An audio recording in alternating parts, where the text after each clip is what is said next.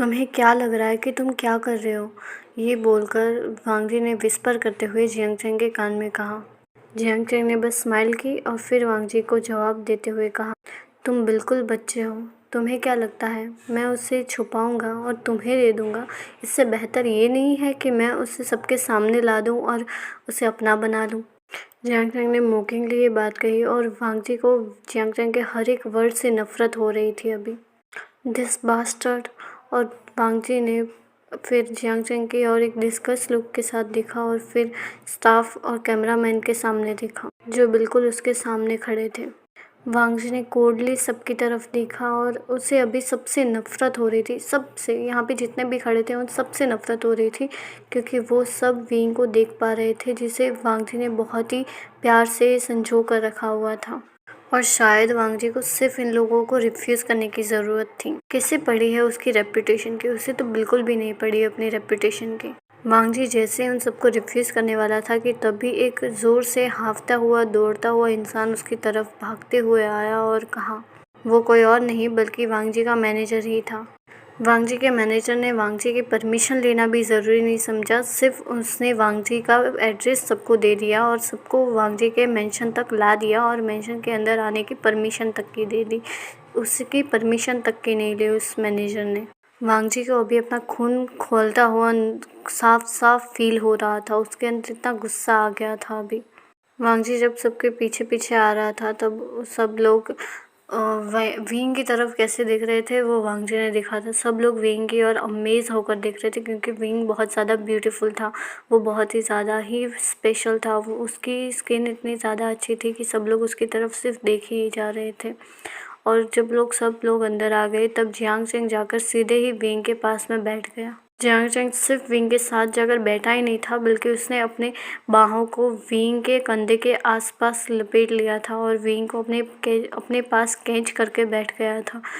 ये देखकर वांगजी का गुस्सा और ज़्यादा बढ़ गया, और लेकिन उसने अपने गुस्से पे कंट्रोल किया, अपने आप को थोड़ा कम डाउन किया और फिर वो गया और उसने जो जियांगचैंग है उसकी बाहों को, उसके हाथों को विंग के कंधों से नीचे उठाया, मतलब कि नीचे हटा लिया और फिर खुद वांगजी विंग के पास जाकर बैठ गया और अपने बाहों को विंग के आसपास लपेट ली। वांगजी ने जियांगचैंग की और ये सब कुछ करने के बाद देखा तक नहीं था और उसे कोई फ़र्क भी नहीं पड़ता कि वो क्या सोचता है। उसे अभी बस इस बात से फ़र्क पड़ता है कि वो अभी विंग को अपनी बाहों में चाहता है, अभी वो विंग को हक कर बैठना चाहता है।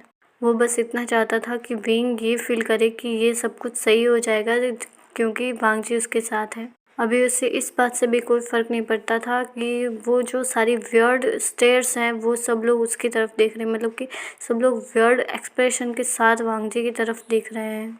वांगजी ने विंग की ओर देखा, जो कि अभी उसकी बाहों में बैठकर शर्मा रहा था और मुस्कुरा रहा था।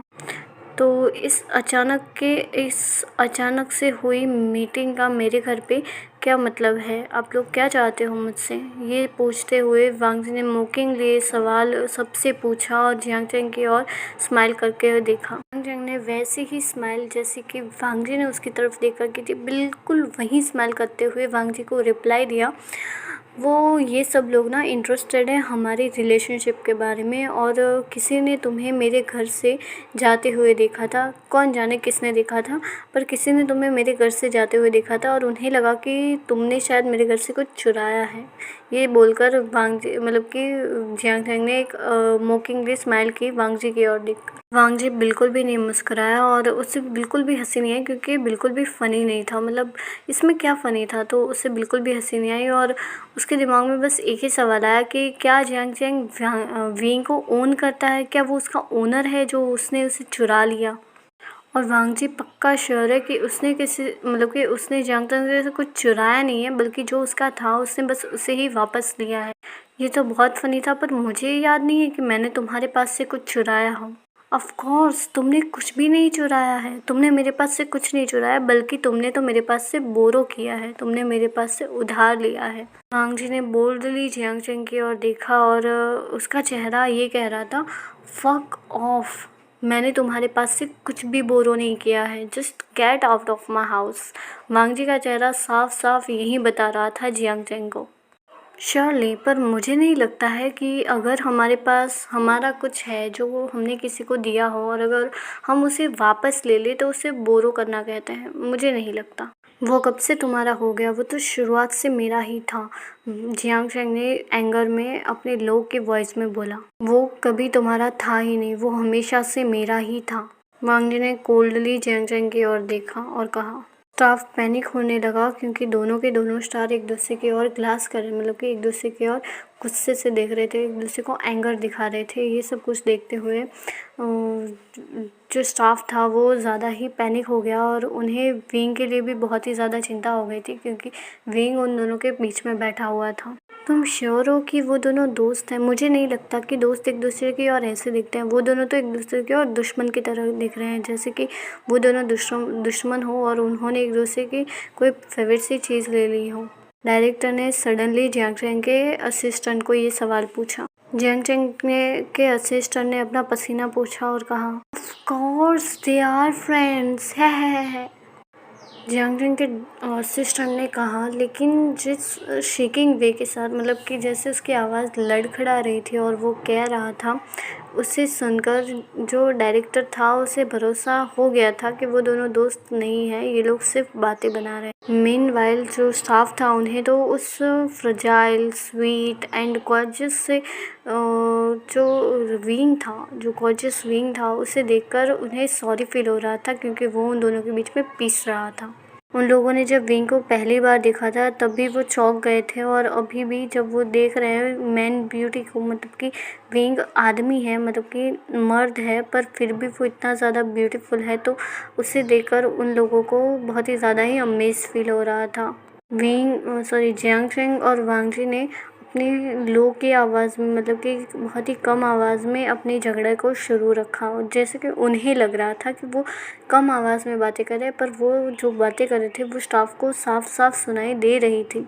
अनटिल जब तक कि विंग ने कुछ साइन नहीं किया और उसने साइन करते हुए कहा, जियांग शेंग।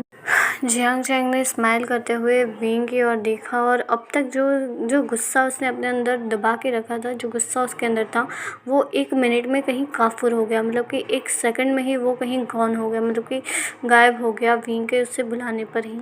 और वो खुद की बिल्कुल मदद नहीं कर पाया, लेकिन ये सोचकर उसे बहुत ज़्यादा खुशी हुई कि विंग ने उसका नाम लिया इंस्टेंट ऑफ वांग जी के नाम की जगह पे उसने उसका नाम लिया। ये सोचकर जियांग शेंग को बहुत ज़्यादा ही खुशी हो रही थी और उसने विंग को बुलाते हुए कहा, यस यिंग।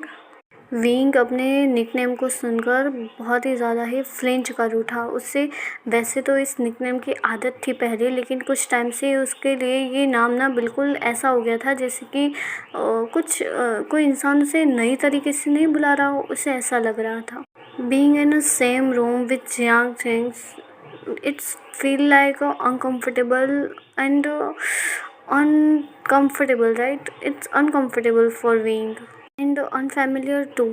पर ये सब कुछ वो अपने इकलौते भाई से कैसे कहे, ये सोच सोच कर विंग कुछ बता नहीं पा रहा था। तो इस बात को उसने, इस अनईजीनेस को उसने इग्नोर करते हुए सिर्फ जियांग शेंग की ओर स्माइल करके देखा। जियांग शेंग को रिलीफ फील हुआ जब विंग ने उसकी ओर स्माइल करके देखा और उसे बहुत ही अच्छा लगा कि विंग ने उसकी ओर स्माइल करके देखा और ये चीज़ देखकर उसे अंदर से एक अलग सी ही खुशी महसूस हुई और इस खुशी में उसने वांग जी की ओर एक स्मित करते हुए देखा और उसे इशारों में टेलीपैथी की मदद से उसे ये जताने की कोशिश की कि नो मैटर कुछ भी हो जाए, लेकिन विंग उसका ही है।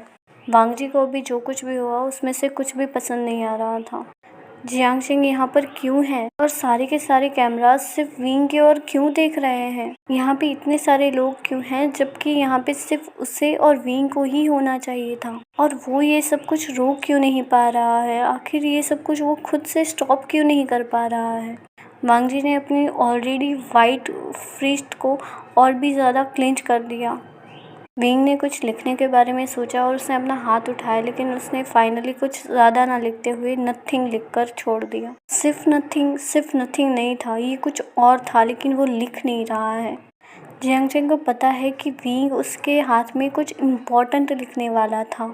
विंग ने फिर वांग जी की ओर देखा और उसके अपनी आंखों से इशारा करते हुए सामने की ओर देखते हुए उसने इशारा करते हुए सामने की ओर देखा। दोनों में से किसी को भी फ़र्क नहीं पड़ रहा था कि सामने कैमरा है, डायरेक्टर है, सब कुछ रिकॉर्ड हो रहा है। इससे उन दोनों को कोई फ़र्क नहीं पड़ रहा था। वो दोनों ही अपनी ही जोन में थे, अपनी ही दुनिया में थे। वांग जी ने पेशेंटली वेट किया ताकि विंग उसके हाथ पर जो चाहे वो लिख सके और फाइनली विंग ने उसके हाथ पे लिखा, ये लोग यहाँ पे क्यों आए हैं। लिखने के बाद विंग ने वांग जी की ओर पपी आइज के साथ देखा। वांग जी को भी विंग के लिए बहुत बुरा लग रहा था क्योंकि उसके डिकहेड ब्रदर ने यहाँ पे इंटरव्यूअर को बुलाया ताकि वो विंग को यहाँ से पा सके, लेकिन ऐसा तो हो नहीं सकता था। और ये चीज़ सब कुछ जियांग चेंग को पता थी, लेकिन जियांग चेंग ने फिर भी ट्राई किया। और ये सब कुछ जानते हुए वांग जी को विंग के लिए बहुत ज़्यादा बुरा लग रहा था कि वांग जी कि विंग को जियांग चेंग जैसा ऐसा बकवास सा भाई मिला है। ये सब कुछ सोचते हुए वांग जी ने विंग को कहा, तुम अपने रूम में जाओ, मैं ये इंटरव्यू ख़त्म करके तुम्हारे पीछे पीछे आता हूँ। और उसे स्टाफ को भी बताना था कि उन्होंने जो विंग की जो क्लिप ली है, कि जो फ़ोटोज़ लिए, वीडियोज़ लिए, वो डिलीट कर। विंग खड़ा होकर अपने रूम में ही जाने वाला था कि तब भी जियांग चेंग ने उसका हाथ पकड़ा और रोकते हुए कहा, तुम कहाँ जा रहे हो, तुम मेरे साथ रहो।